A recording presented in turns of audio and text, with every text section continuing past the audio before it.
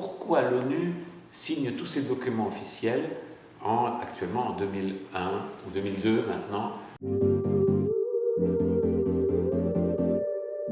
Le calendrier qu'utilise l'ONU, Oui. qui est supposé représenter toute l'humanité, l'ONU, Nations Unidas, normalement ça représente toute l'humanité.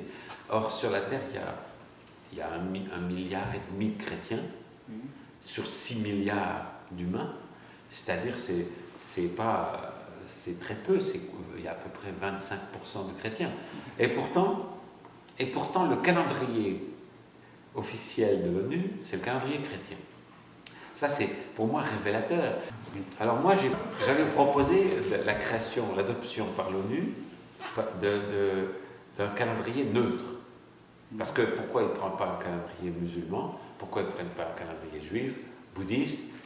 Donc, c'est de l'impérialisme du calendrier chrétien. Et j'ai créé, dont s'occupe Léon, ICATI, International Committee Against Christian Calendar Imperialism, Oui. pour que l'ONU adopte un calendrier neutre, par exemple, qui remonterait à l'explosion d'Hiroshima, qui est un événement historique neutre, pas religieux.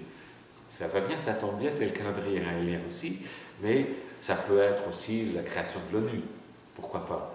Mais pas, pourquoi il y a 75% des populations ne sont pas chrétiennes, mais ils sont obligés de signer des documents à l'ONU avec un calendrier chrétien. Et puis il faut se rappeler que l'Église catholique a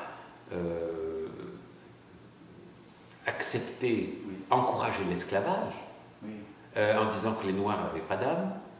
Donc ça a fait partie de la colonisation, puisqu'on se servit des Noirs pour aller coloniser et pour faire du travail, etc. Ils sont également cautionné toutes les conquistadores, toutes les conquêtes d'Amérique du Sud et d'ailleurs, en disant que la colonisation c'était bien parce qu'on a amené le christianisme, ça a permis de détruire les Incas, les Mayas et beaucoup de civilisations. Et ça fait partie de cet impérialisme chrétien, judéo-chrétien, qui s'est étendu un peu partout.